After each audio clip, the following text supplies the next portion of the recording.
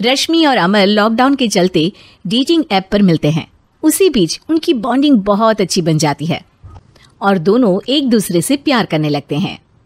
बस लॉकडाउन खत्म होते ही चट मंगी पट शादी। उससे पहले घर में बात तो कर लो।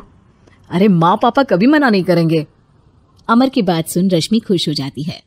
ऐसे ही दिन बीतते हैं और देखते ही देखते लॉकडाउन खुल जाता है, जिसके अगले ही दिन अमर अपने परिवार के साथ रिश्ता लेकर रश्मि के घर पहुंच जाता है।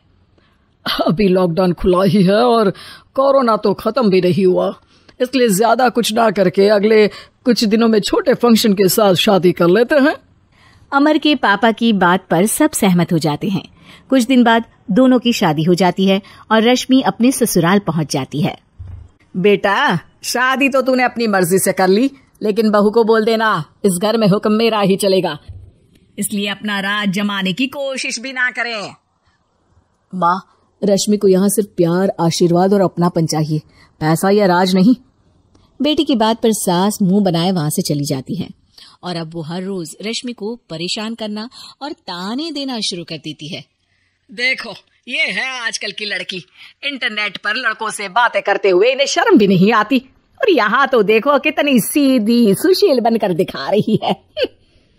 मम्मी, शादी के रिश्ते वाले इंटरनेट ऐप से जब किसी को कोई दिक्कत नहीं है, फिर डेटिंग ऐप के जरिए मिलना किस तरह गलत हो सकता है?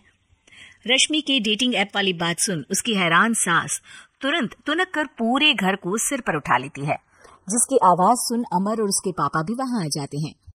हाय मेरी माता, इतना बड़ा झूठ! डेटिंग ऐप को इंटरनेट के जरिए मिली है बोलकर इस कलमुही को मेरे सर ला बिठा दिया। अरे नास पिटी, तुझे जरा भी शर्म नहीं आई? वहां न जाने कितने लड़कों से गुलु गुलु करके तुझे मेरा ही लड़का मिला था फंसाने के लिए।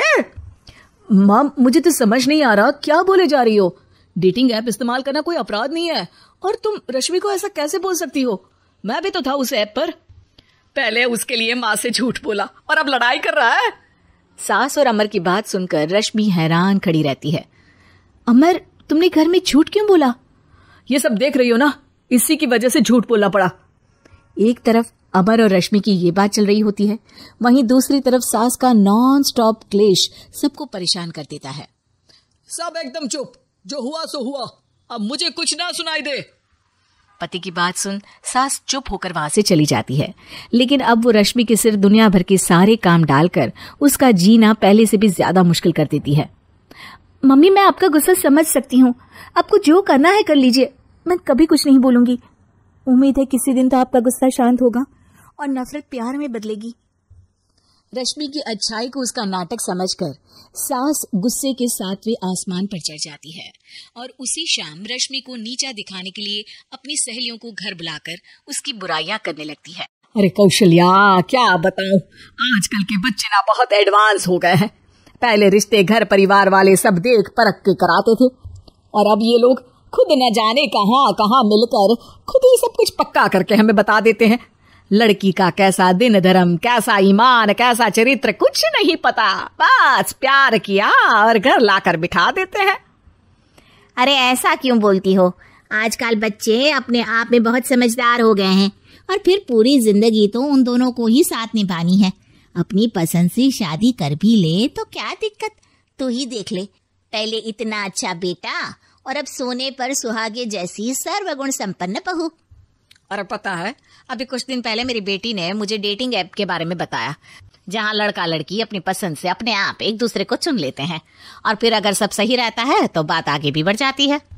अरे इसमें इतना खुश होकर क्या बता रही हो? ये तो गलत है। न जाने कौन क्या है, कितना झूठ कितना सच है।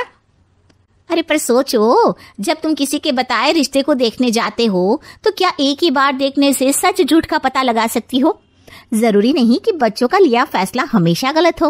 अरे बहुत बार हमसे भी तो गलत फैसले होते हैं ना। अच्छे बुरे लोग तो हर जगह मिल सकते हैं, फिर इसमें सिर्फ बच्चे ही गलत कैसे?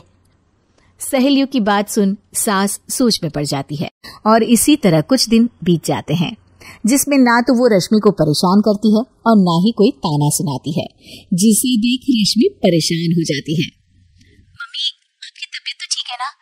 कुछ दिनों से देख रही हूँ आप मुझे कुछ बोलती ही नहीं। तो मेरा परेशान करना ज्यादा अच्छा लगता है क्या? नहीं, आपकी शांति उससे ज्यादा परेशान कर रही है। शांति इसलिए है क्योंकि मुझे एहसास हो गया है कि गलत तुम लोग नहीं, मेरी सोच है। प्यार तो एक सुंदर एहसास और शादी खूबसूरत साथ है। अगर ये साथ सच्चा है तो कहीं पर भी किसी भी तरह जुड़ा हो, उससे कोई फर्क नहीं पड़ता। आप कौन है? इतनी अच्छी बातें मेरी पत्नी तो नहीं बोल सकती।